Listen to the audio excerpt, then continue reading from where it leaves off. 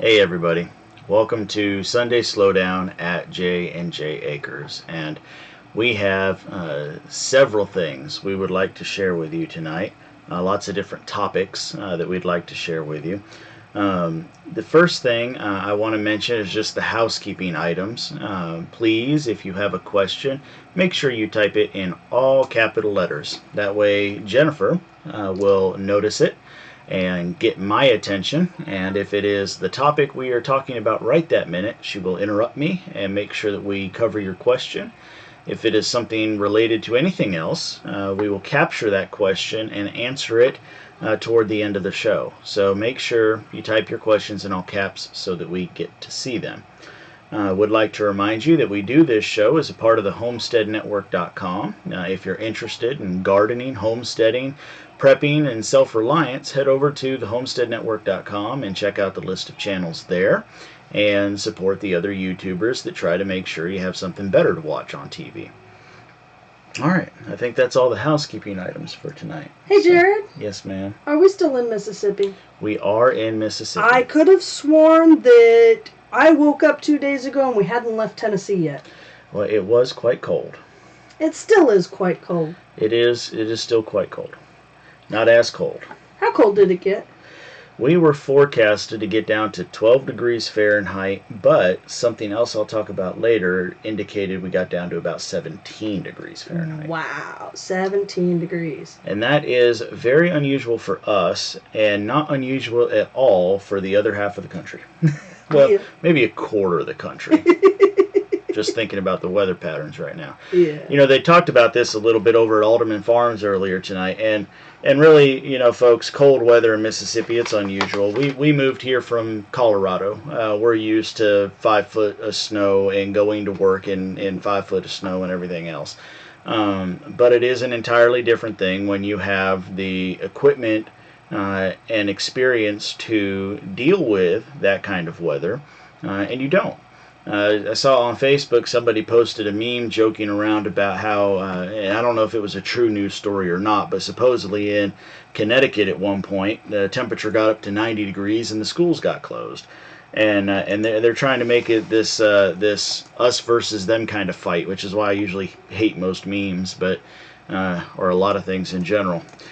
The idea being, don't pick on folks in the South. Y'all are closing schools when it's only 90 degrees Fahrenheit. Well, I get it, because in Connecticut, you probably have no need whatsoever for air conditioners in school, because during the summer the schools are closed and whatever. But if you jam-pack 20 kids and a teacher into a small classroom and you want the kids to pay attention to class and it's 90 degrees outside and even hotter than that inside, you're not going to get any schoolwork done, so it makes sense to me.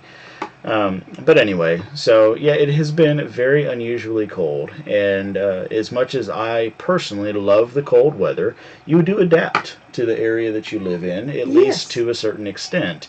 And as much as I did a lot of growing up in upstate New York, up in the Binghamton area, and we lived in Colorado for a couple years.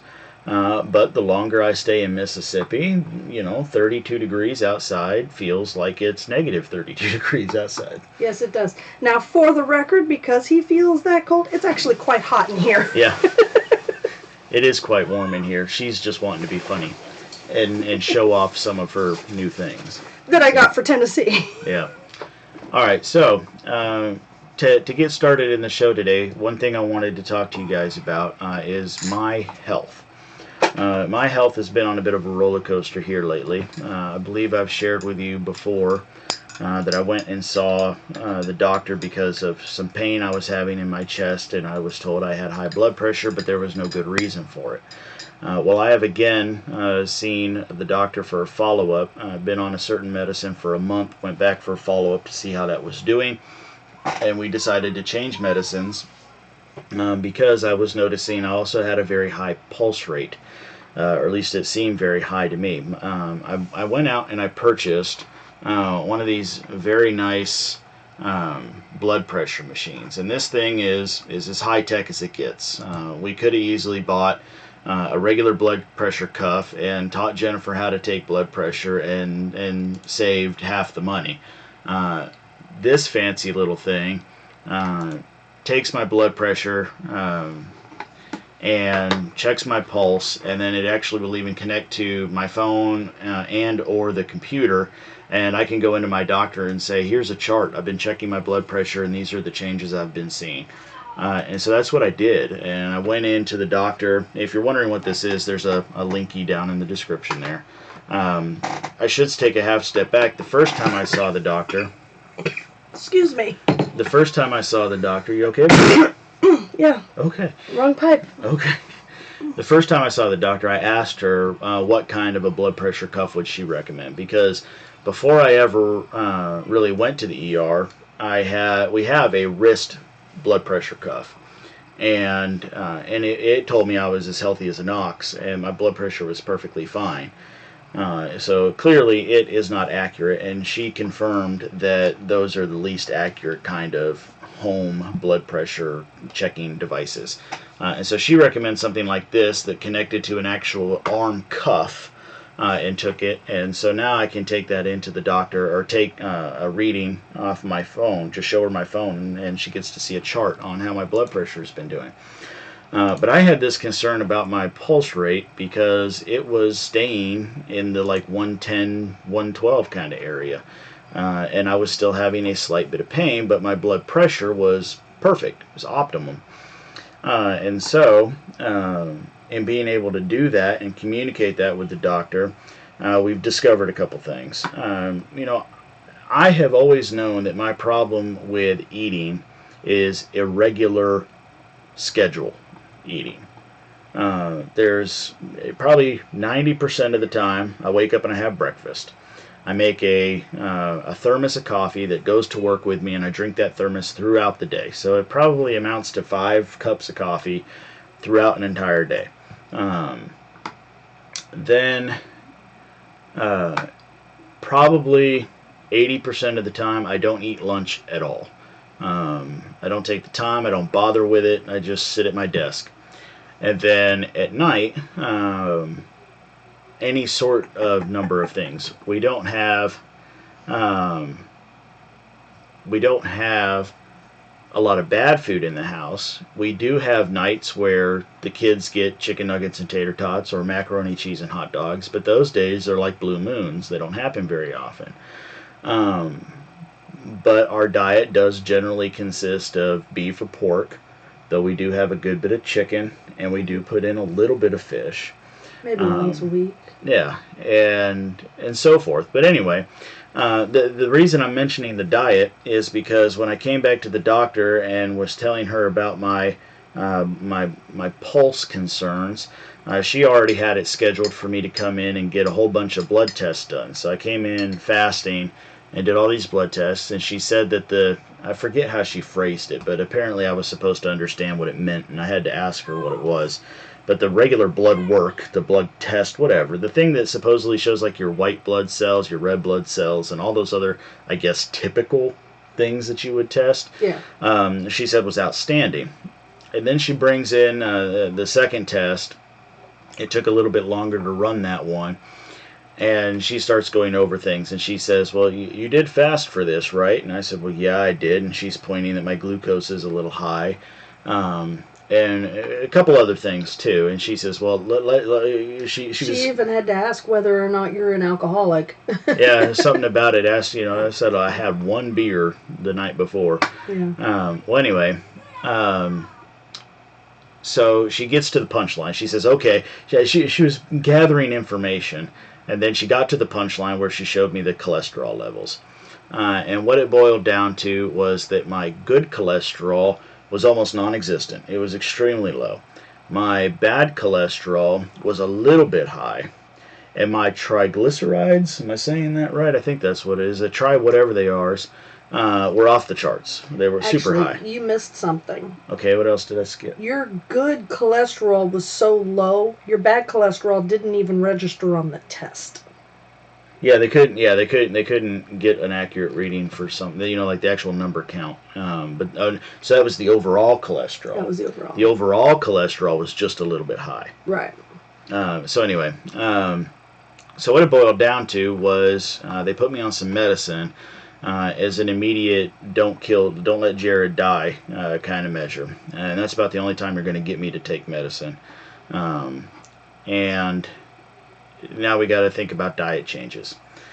So we've been on the paleo diet for a solid 6 months before, and at that time we were trying to see if we could find any dietary reasons, any food allergies that might be causing Jennifer's migraines. And when we couldn't find out, when we weren't getting any results from that after 6 months of being on a paleo diet, we dropped it. But now it seems like we will probably be going back to something similar to that. I'm going to call it a quasi-paleo diet, and try to focus more on the things that raise your good cholesterol. So. Faye Cartwright says that she's already ordered the blood pressure cuff off of our link. Oh. Just now. Well, thank you very much. It is really good, or I wouldn't tell you that, not for something that costs that kind of price. Yeah. So I'm very happy with it.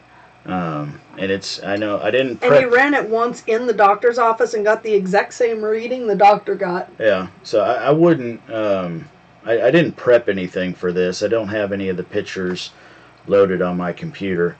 But let's see here. Dolphin Man also says that he brings a list of readings to his doctor's appointments too. So this is actually several weeks ago. These aren't my current readings, but just to give you an example, I mean, you could pull up something. Nope. That's not going to work. Too much light. Too bright. Well, you get a line graph, and it gives you a line graph for and I can't pronounce these things, folks. I'm stopping myself from making a fool by actually trying to say it, but the upper number and the lower number. As well as your pulse. Systolic and diastolic. Right, what she said. I don't think I got that order right, but Cat Lover would like to know what the paleo diet is. Do you want to explain that? I'm not an expert, but the way the one-liner people try to say is, if a caveman had access to it, then you're allowed to eat it. Come on in, Shannon.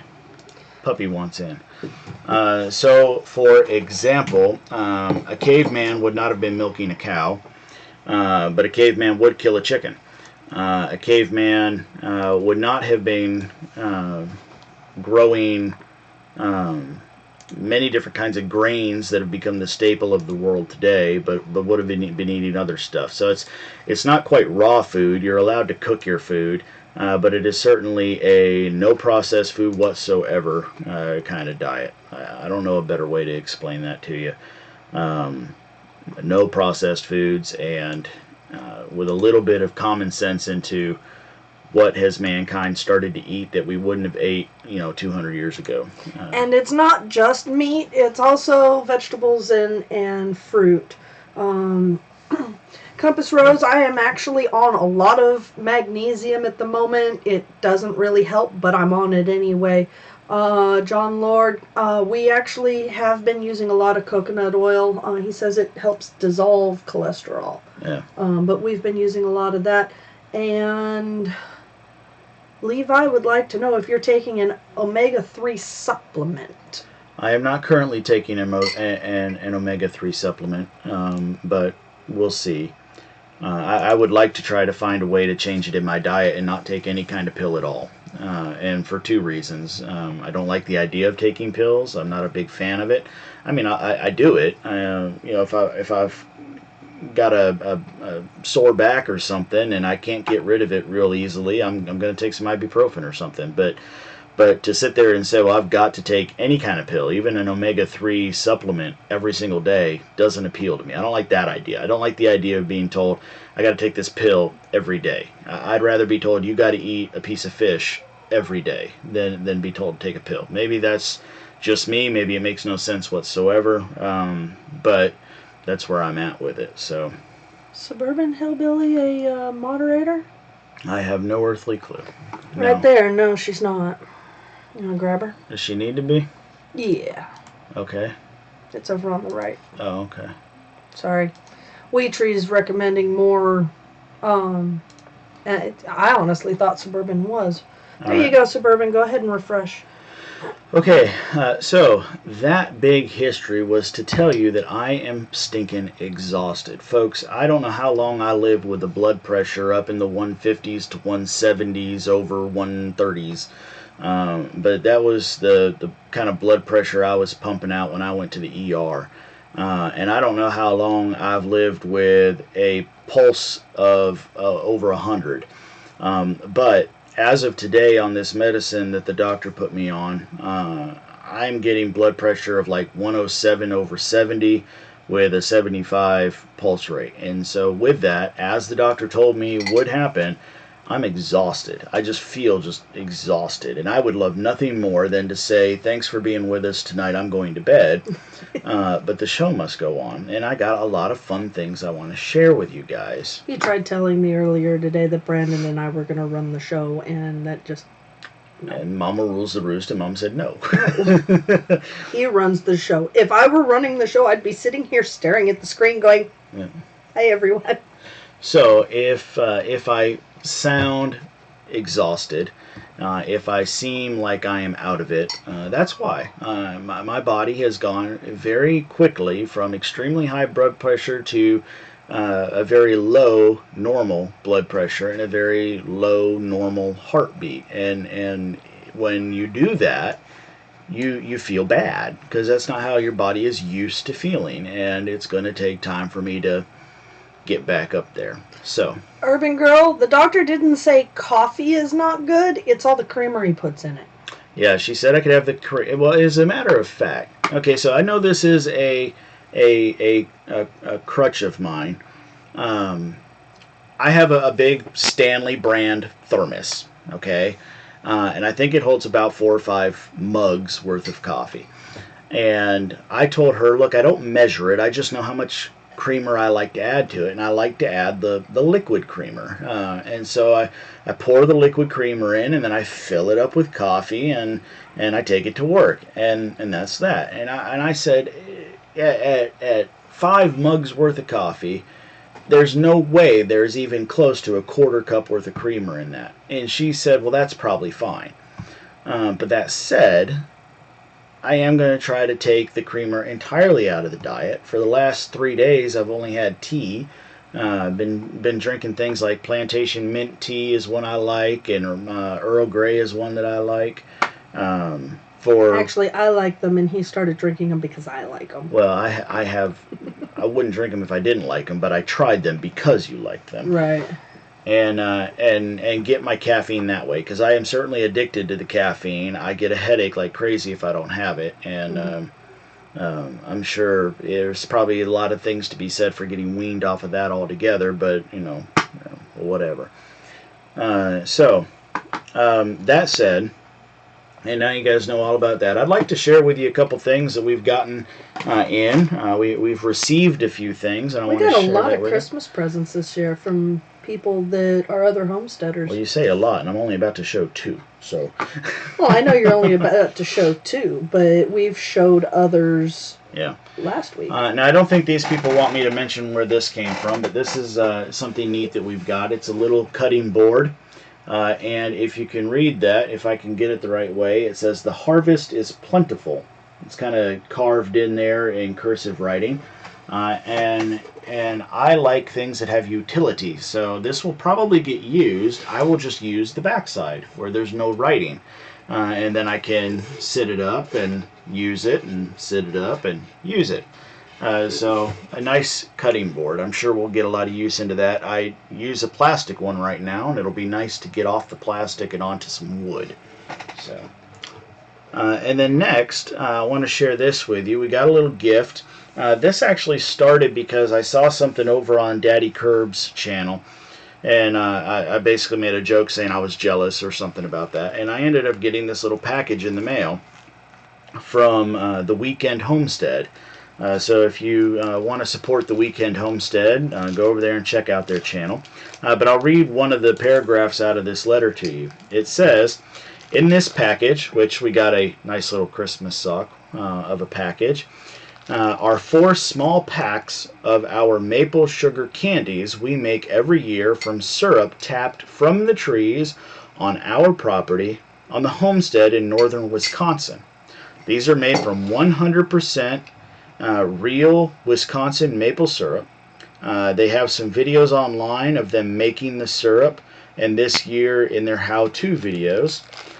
They are also working on how to make maple candy, working on a how to make maple candy once they finish their remodel project and life kind of settles down. So I think that's kind of cool. This is a maple candy that comes right off of their homestead. They harvest the maple syrup. I imagine there's a small amount of processing that goes into place, and then they mold them. This is a little leaf design. So that's what mine looks like too, is a little leaf. Mm-hmm. That's a nice hard candy. That's really good. A little nice something you can suck on for a while. Just leave it in there and enjoy it. Mm-hmm. Mm. And not too sweet, I'll be honest with you. I was worried it was going to come out and feel like I opened up some kind of commercial maple syrup jar into my mouth, and it's not like that really at all. Good. That's nice. All right, y'all have to check out the Weekend Homestead over there here on YouTube, and thank you. I appreciate that very much, Will and all the family up there at Weekend Homestead. So thank you for your maple candies. Thank you so much. They're really good. Now, now I can't talk for the rest of the show. That was a mistake. I'm going to be sucking on this candy.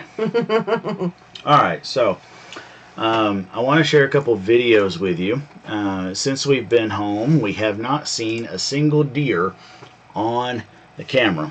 And I don't know what the particular reason is, but I have heard other people in Mississippi kind of scratching their heads because we got this super cold weather, super cold for us, and I haven't seen any deer moving. So I don't know if it was so cold that even our deer said heck no and just stayed bedded down, or what it was. But we do have a couple videos to show you. So this first one, I want you to give me your opinion. I have my own, but just for fun, tell me whether or not this is a dog or a coyote.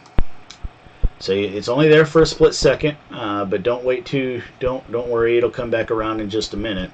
So tell me whether or not you think that was a dog or a coyote walking around in our deer field. I'll let it go one more time.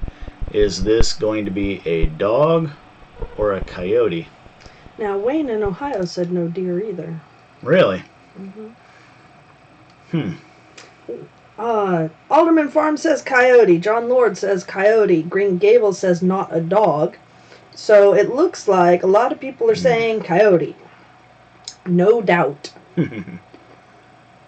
So, I think it's a dog.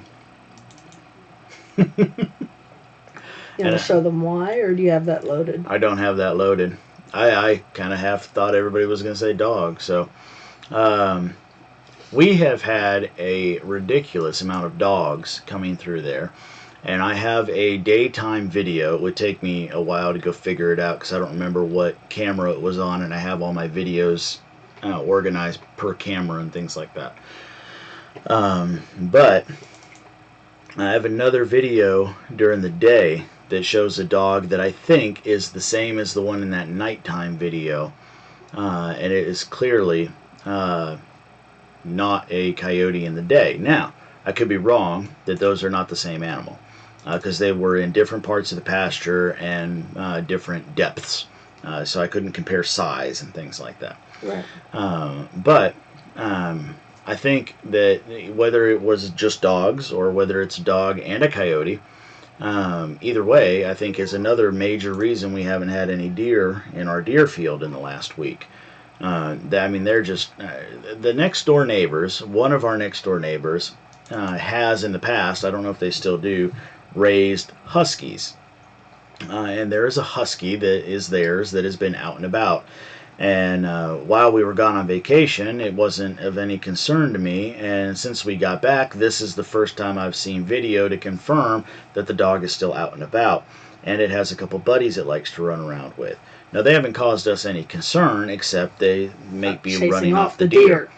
So Jennifer and I have talked about, they're perfectly friendly folks. We've talked about going over there and saying, I've caught this exact same husky at least 2 or 3 times and taken it home. Yeah, we're finding out whether or not they have any intention of keeping the animal penned up or what it is. So we'll see. This other video that I have to show you is of how did you phrase it before? Do you remember? When we were walking up to the deer field? Yeah. Well, we found a video of some really funny creatures in our deer field, and we're wondering if you guys can identify them for us, because we're not totally sure. Dog or coyote is one thing, but these are some strange and unusual creatures. So here's what else is probably keeping deer away from our deer field.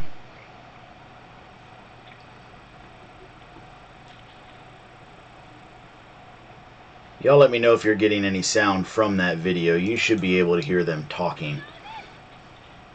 But I have my computer muted so it doesn't do a feedback loop.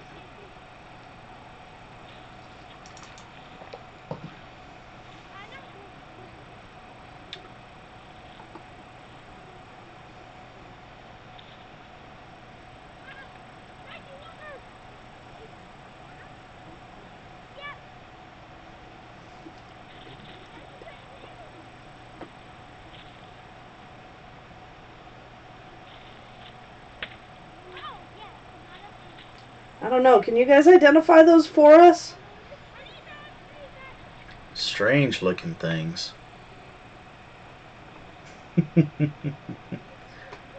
Bigfoot. It's Bigfoot.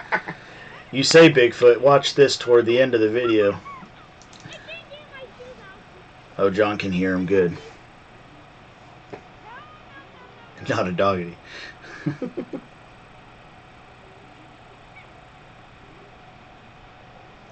The purple people eater. That's funny. Yeah, so that's our kids. That's our kids, and obviously you can see the sleet on the ground out there, or looks like snow. Teletubby. There comes Shannon running back through the woods. Probably just got done chasing some squirrels. She was climbing up on that water tank. We took a look inside that water tank today, and the ice cap on that water tank was 2 inches thick. Yeah. So the kids went outside playing in the sleet and trying to find ice anywhere they could find it. So that's Arthur and Tracy out there in the woods, and needless to say, when they came back and said, "Daddy, we were out there at the deer field playing, and you wouldn't believe how much ice is in the water tank." And children, please stay away from the deer field. You're scaring off the deer. But it's not like they don't have enough ice to play it with in the yard. There's plenty of ice in the yard, but yeah, that was there was a good solid 2-inch thick ice sheet on the top of that thing. Jennifer busted it down the middle, and I put my hands in that freezing cold water and I pulled up a slab, and it was a solid 2 inches thick. Trying to make sure that the deer still have access to water out here. Yep. So, all right, that's that. Okay. Any comments? Anything we need to try to cover before I go any further? Not yet. Okay. I do want to mention one thing. Folks, remember, Jennifer is trying to look out for the all capital things. And I'm not really watching the chat at all. So if you have something you feel like I just have to know, like a particular diet plan or something that you did that helped out, because I have caught there's been a couple comments about that. Please. I think a couple of people are talking back and forth about diets. Okay, well, just remember that these comments disappear after the live show. You've got to come back into the recording and leave a comment on the actual YouTube video, the recorded video, so I can look at it again in the future. So please don't forget to do that if it's something you wanted me to know and not just something you're talking with somebody else in the chat about. Or if you posted it in all caps right now, I'll grab it and save it. There you go.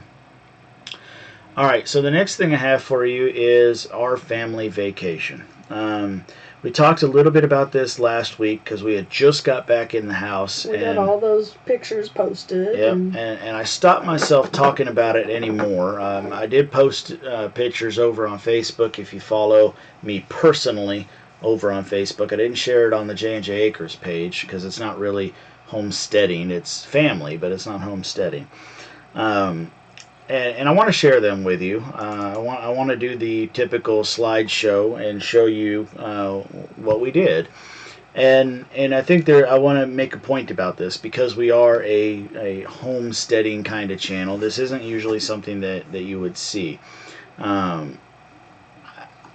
want to make a point that the reason we had this big family vacation, because all of us know when I start showing you these pictures, we spent money. Yeah. But we did it frugally. You know, we knew what we were getting into. It's budgeted. It was planned. It was, everything like that, And keep in mind that the kids are homeschooled, and so they probably learn more in those 2 weeks than they usually do in a normal month. So last year was a good year for us financially, and we were able to go on this family vacation. And with everything that goes on, you never know what life is going to deal you. You don't know whether you're going to have a big financial problem tomorrow. You don't know whether you're going to have a health problem tomorrow. You just don't know. And so we had an opportunity with 7 healthy family members and the finances to be able to do so, to take a big family vacation. And perhaps it certainly is the biggest vacation we've ever taken up to now. Perhaps it'll be the biggest family vacation we ever get to take.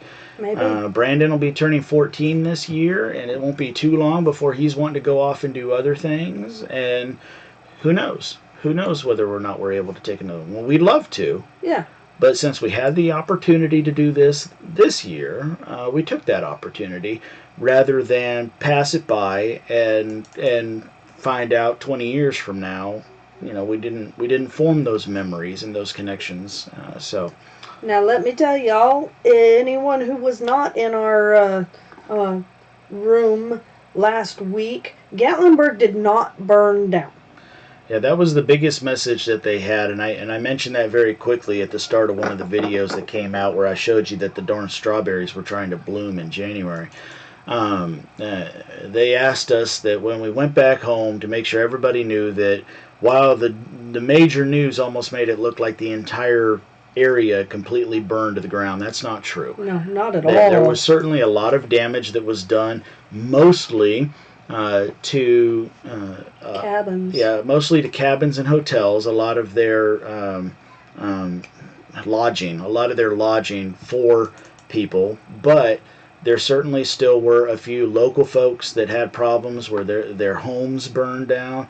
Their actual residence burned down, and there were certainly some shops that were destroyed. But I promise you, we spent 9 nights in Gatlinburg, and it was worth every penny. Going around to Pigeon Forge, Gatlinburg, Sevierville, Newfound Gap. We're about to show you all those pictures, and we still could not do everything we possibly wanted to for lack of time. Yeah. Even if you had the money to do it all, there is still so much there to do that you couldn't possibly do it all.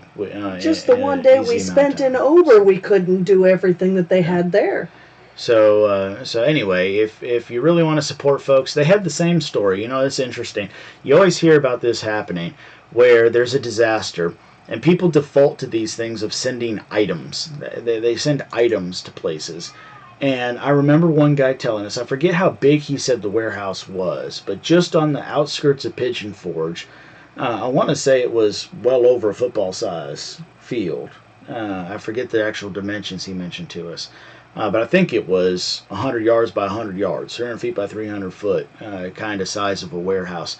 Overflowed. They had to find other places to put things of stuff people just had no use for. And on top of that, Dolly Parton's earned so much money over this in Pigeon Forge and Gatlinburg that she's actually giving those that were hit the hardest $1,000 a month for 6 months. Well, my whole point was just to say that if you really want to help the people, what they need is your business. Yeah. They don't need you to send a teddy bear or a blanket or whatever. They need you to come and visit. Our first night there, we stopped in a shop on the main strip in Gatlinburg, and the guy was thanking us for coming in and giving him our business because they were shut down for 2 weeks, and because of that, they did not get a paycheck, and his kids were not getting Christmas on Christmas Day.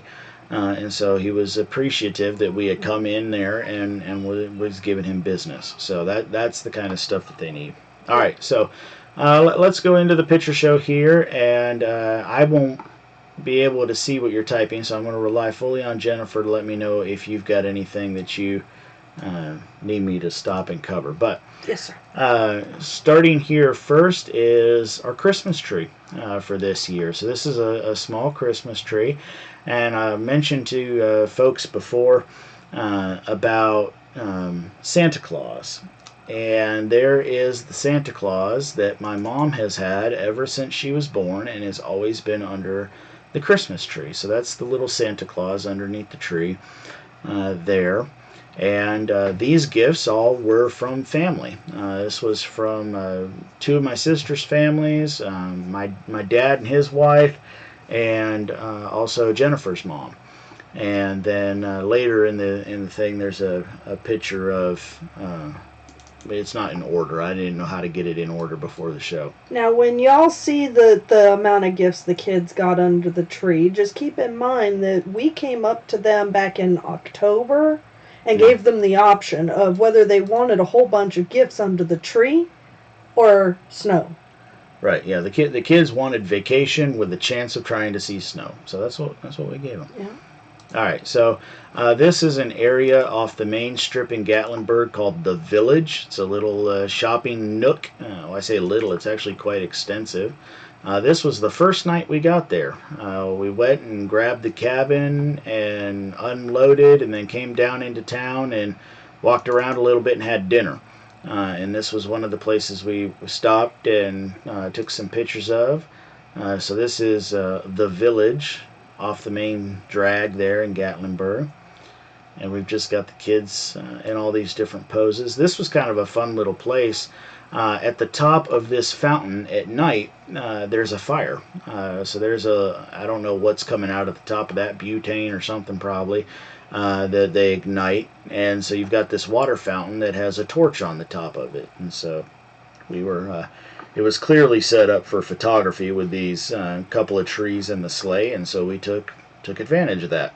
And so if this is your first time here, from left to right, you're looking at Tracy and Kaylin, and then Arthur, and then Leah, and Brandon is our oldest. So there you are. And you're going to see a lot more of them. All right, so here we are up at the cabin. I think it's probably the first time any of the kids have seen a foosball table, and so they had fun playing the foosball table.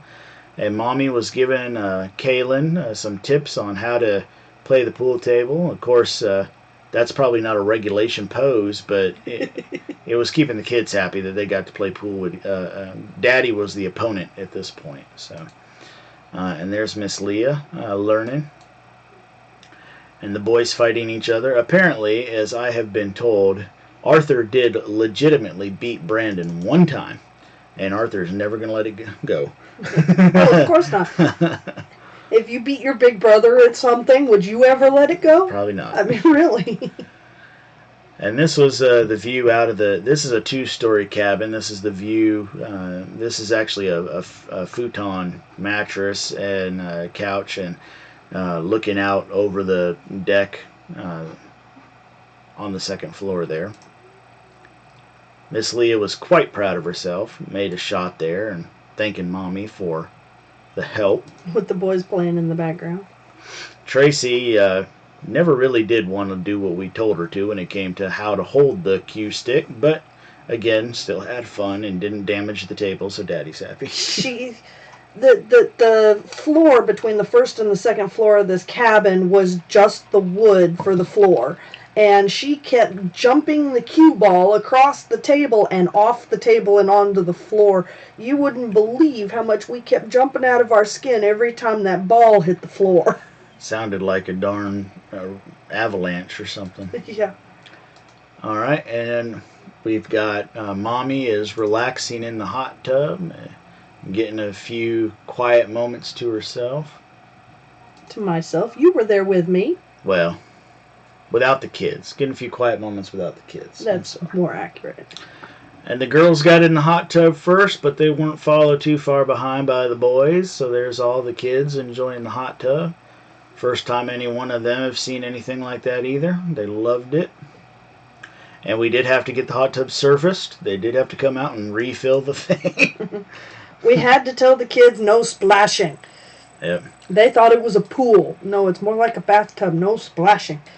So I got to tell you this funny story. There was a point where the water got too low, and it would only flow through the jets once it was occupied. The water got too low, and so I sent Brandon around there. There's a spigot right there next to the hot tub, and it mentions there's a little sign there that says something about not leaving the filler hose on the spigot. And everywhere else we saw a sign in this place that was instructions to the occupant, to the person renting the place.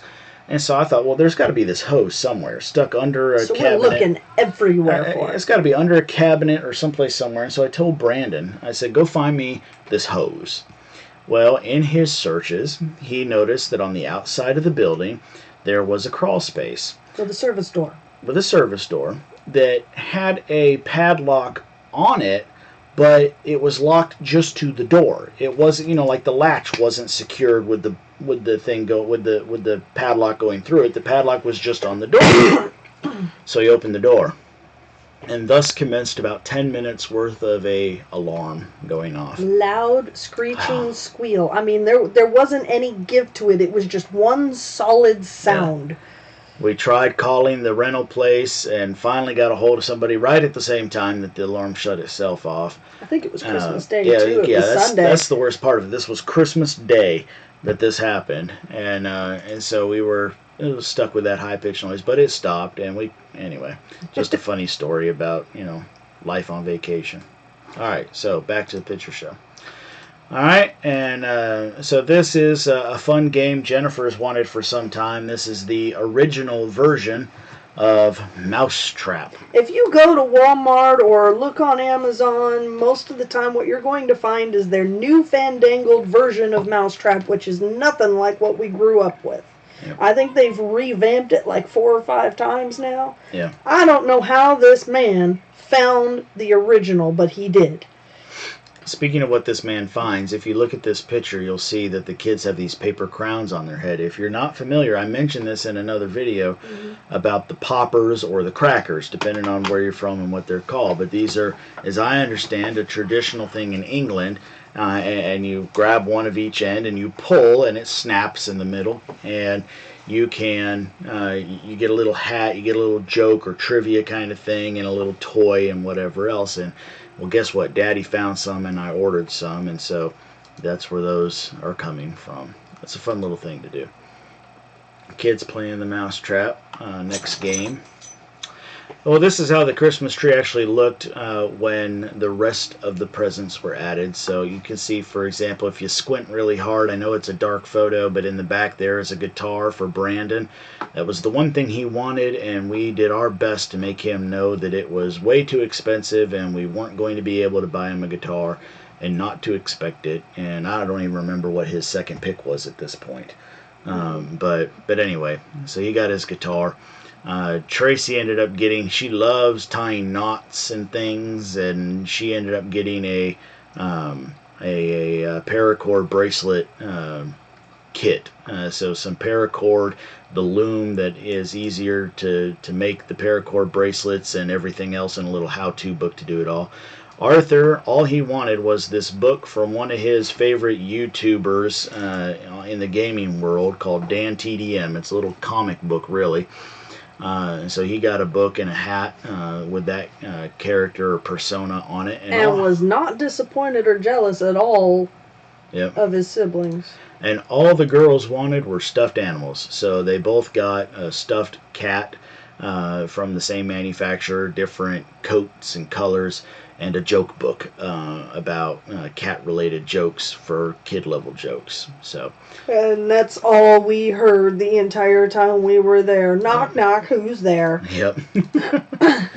All right, so we also got this little s'more making thing from Grandma and Grandpa Stanley, and so we made s'mores in the cabin, which I guess was kind of nice because they still had the whole area under a burn ban, so that was a nice way to do something that felt outdoorsy inside.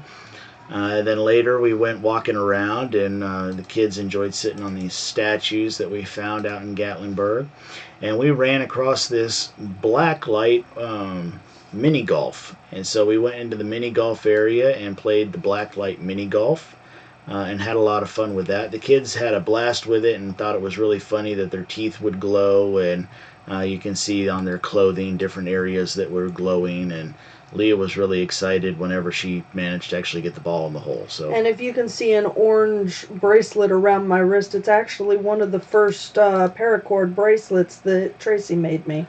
Yeah, see Jennifer's wrist right there looks like a ring of fire going around it. It's all lit up in there. Yeah, it was one of those. All right. Next, we went up the Space Needle in Gatlinburg. So these are some pictures from us on the Space Needle up in Gatlinburg. And when you do the Space Needle, your ticket counts for a daytime and a nighttime visit. So this is our first visit up there in the daytime. And Jennifer was holding the little ones up so they could take a look through the telescopes. Of course, I was just taking pictures of the general landscape. You see this hotel to the right, this multi-level hotel, that was one of the buildings that actually did have a lot of structural damage due to the fire. And then here's a funny little picture. Somebody offered to take our picture, and it wasn't until afterwards that I realized that Arthur has decided to sit way off by himself. I don't know why he did that or why I didn't notice it, but there you go. Arthur makes it look like, I'm not associated with these people. Yeah.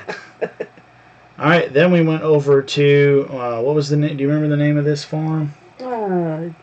Off the top of my head, for some reason I don't. We'll see it later. We went to this farm. They have a big petting zoo and a fishing area, and you can go ATV riding, and you can also go horseback riding. And so, of course, the kids, even though they are around animals all the time, love seeing the different animals. Like they had never pet an emu before, or a llama. So that was kind of exciting. And then the main event, we all went horseback riding. Now this was a surprise for Mommy. Unless I did something wrong and she just was appeasing me, I don't think you had any clue we were going on this. Not a clue. Not until we passed a sign that said horseback riding, and then you gave it away. Yeah. Because even if you hadn't said anything, I wouldn't assumed it was horseback riding. So you see they let Leah do a tandem ride, and Kaylin, over on the far left, she ended up being on a lead, so the tour guide held a lead rope with her horse. And other than poor Miss Leah kind of getting squished here in the saddle and it rubbing her legs in an uncomfortable way, everybody had a big lot of fun. So here's some pictures of us going up in the trail. As Jennifer calls it, these are the horse butt pictures because that's really all you get to look at. So this is just us going up the trail. That's what happens when the man with the camera is at the end of the line. Yep. That's where they put me, so I didn't have much of a choice on the matter. But I thought the kids did all really well. We had a couple little hiccups where the horses weren't doing what the kids thought the horses should do, and the kids had to learn how to better communicate with the horse, but everybody was safe and fine, so there we go. This is one view in particular that Brandon loved. You can see him stretching his arms out saying, "Daddy, take a picture of all this," which I did. But it was a really pretty view as you start coming back down the mountain. This is basically the apex of the trail. Yeah. And then we start coming back down. It was really pretty.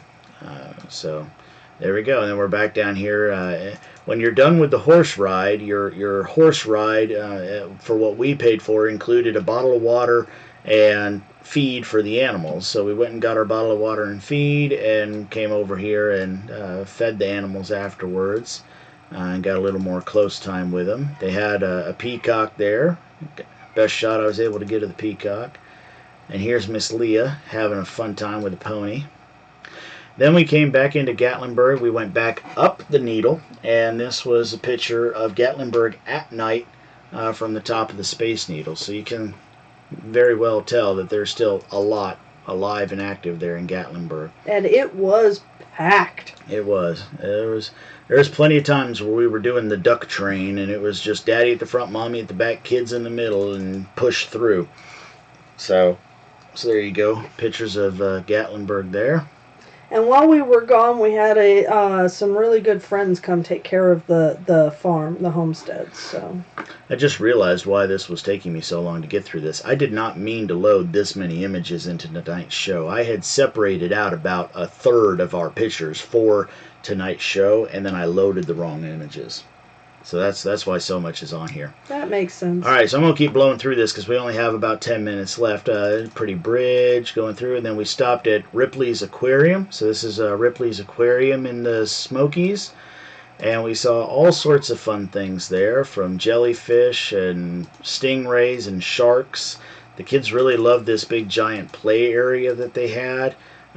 This was probably one of my favorite areas, the coral reef area. The nice thing is that they can always go back and pause if they want to see a particular image. If they want to see a particular image. One of the shows was this lady feeding everybody in the coral reef area. She's got like a little squirt bottle, and then while the other guy is talking, she's doing funny things behind his back, like making these rings out of her bubbles. So it was kind of cool. Just like dolphins do. Yep. One neat little thing in the aquarium were these little bubbles where you could go pop your head up inside and see it from inside the water rather than just the outside. So you had animals around you 360 degrees. And Arthur decided to do a Coca-Cola commercial. I swear, this is Arthur's best attempt. He has Coke in that cup. That's his best attempt at trying to do a Coca-Cola commercial. So if anybody wants to hire Arthur, contact us. We're his agents.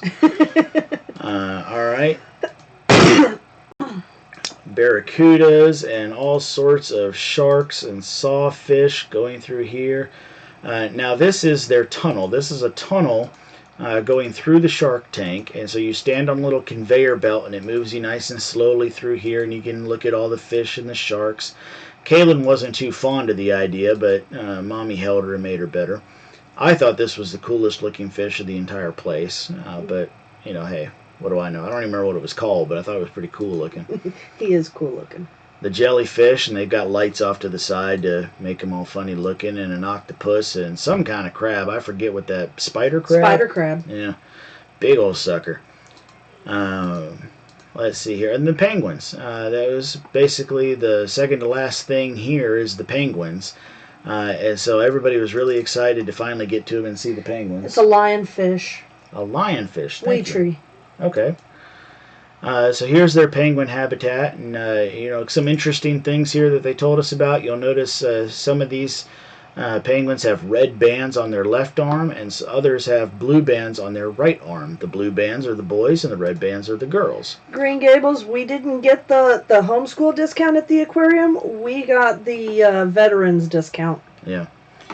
And so, just like in other areas, there's a tube where you can go to and be inside of the penguin area. So there's everybody but Daddy crawling through the tube.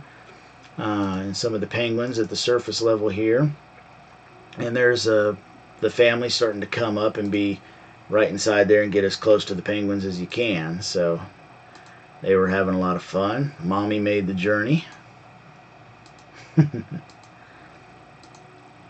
They should put more padding on the ground going in there. It's as hard as concrete. I bet. But this penguin showed off for the boys, so that was kind of fun. And then on the outside, there's an outside exhibit as well. We took our picture at the Kodak area there. And the very last thing are the stingrays. You can go up and, if you're lucky, when we were there, the stingrays were all hanging out in the deep area, but there was this shallow area where you could pet them if they happened to come by. There was feeding of the penguins was also happening at the time, so we got to watch them feed the penguins. And mercy, I must have... Okay, there we go. All right, we also went to Dixie Stampede. So we went to the Dixie Stampede show. Yeah. And we saw these guys. Now, look, I want to mention this really quick. Usually, I don't go to very many concerts, but quite frankly, usually the pre-show stinks. Normally, it's somebody you've never heard of that plays one or two songs that you know, and they probably don't do too great of a job with it. But these guys were awesome.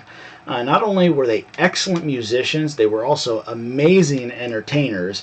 And I was terrified because we were told that the show started at, that the main show, Dixie Stampede, started at 11, and that we needed to be there at 9:45 when the doors opened. That the pre-show would start at 10:10. This is AM, by the way. Yeah, and I'm thinking we got to keep kids happy for an hour. Oh, this is not going to go well. But these guys put on an amazing show, and you would have had no idea that they were there. So they're bluegrass ensemble, and each one of them, I can't even possibly remember all of their credits, but champion of this. They're all famous. Number one on this chart, number one here, and whatever else. So if you're interested, they're called Mountain Ruckus.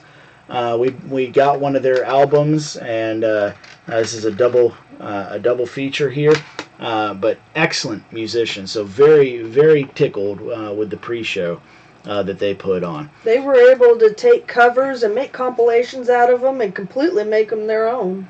Here's the actual Dixie Stampede show. Here we all are lined up, ready for our meal and a show. And I'm gonna have to click through this really fast because I picked like 5 of these pictures, and there's gonna be 1,000 of them. But one of the shows was a demonstration where one of the trainers rode 2 horses, sometimes standing on the tops of both of them at the same time, running through areas with flames and all these other kids got a stuff. kick out of the fact, the most amazing part, she jumped through a ring of fire with her horse. Sure did. Crazy stuff. Then there was this blacklight show with the toy shop here doing. They're only seeing us. A ballerina. Oh, son of a gun! Oh, son of a gun! I've just ruined half the show now. All right, because I was so worried about showing you the pre-show guys. All right, so here's the actual show. The guy that was leading and narrating the whole thing. And then the lady that I was talking about with the fire and her riding. Yeah, I know it's very blurry, it's dark and hard to take pictures, but she's riding on the top of 2 horses while slaloming through these fires. And then at one point she rode the horses while she went over the fire. So one horse on either side of those fires. Yeah. And then, so this Blacklight Toy Shop was a nice kind of a ballet dance thing in the blacklight. It was pretty cool. And then these horseback riders came out and did this maypole kind of dance with these ribbons, and a little villager dance here, a little dance show. Then they came out and they played games. So if you notice this guy in kind of the yellow suit with the horns, he was the comic relief of the show, and this was a magic trick that they were doing. Then they started playing games, and I tried to do this panorama shot, but you can see the waiter walk by at the same time that I tried doing the shot, but it'd give you an idea how big the arena actually is and what you're sitting in. But it was amazing. So they brought some kids out there and they did a chicken race, and the kids were each fighting for one side of the arena or the other. Same with these barrel riders. And they raced ponies and pigs, and did a big display here at the end, showing off their, I don't know what the right term for that is, but I would call it choreographed horseback riding or synchronized. And then, of course, Santa comes out at the very end, and everybody claps and loves Santa. We also went to the Three Bears General Store, where we saw the bears back there.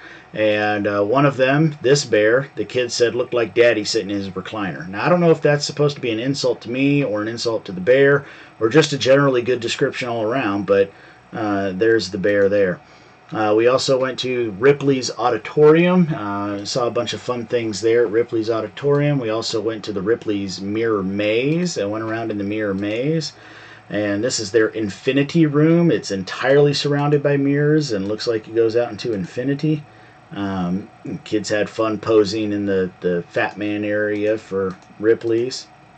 And this was the stop I really wanted to do, Newfound Gap. So here we are at the top of Newfound Gap. You got to walk the Appalachian Trail. North Carolina. The kids and I climbed to, oh yeah, this is what Jennifer is saying. I walked about 1/10 of a mile on the Appalachian Trail out and back. The kids and I climbed up to the highest peak we could without going too far and took this picture with my compass app showing that we were over 5,000 feet up on a mountain. And there I am trying to do the same thing. And on our way back down, that's me actually on the Appalachian Trail. And a waterfall we saw on the way back down. And then we went up to over Gatlinburg, and I'm going to skip through this really quick. And we went snowboarding. That was something Brandon wanted to do. The girls were riding on the carousel they had up there. Tracy going snowboarding. She just stopped for a minute, let me take a picture. And here's a couple action shots of Arthur actually going down the bunny hill. And then here he is coming down the big hill. And here comes Brandon down the big hill. And then we also went ice skating, which I actually really enjoyed. It was really just like rollerblading. So you can see, like, I would carry Leah around the rink like that. Really packed, though. Really packed rink. And then that gives you a far-off view of how the mountain actually looked. And coming back down. And then here's just a couple of the pay-for photos that they did at the different attractions that we did. So, folks, as we close this up, please don't forget to go check out Homesteading with Dutch. He's part of the Homestead Network. And check him out. We certainly enjoyed our vacation, and now we're back here in Tumsuba and ready to get back to work. We got a lot of projects to do, a lot of things going on here at the homestead. And one last thing, if you're still with us, that Jennifer would like to show off. She got this custom-made local artist. What was it again? J and W. I forget what their names were. I don't remember what their names were. But the local artist, him and his wife, carved these things, and they only number 10 of them per year. I got this number 2 on January 1st on our way back home, and he signed it and labeled it as number 2. So there's Jennifer's chainsaw, hand-carved grizzly bear from the Smoky Mountains. Thank you all so much for watching. We'll see you next time. Bye.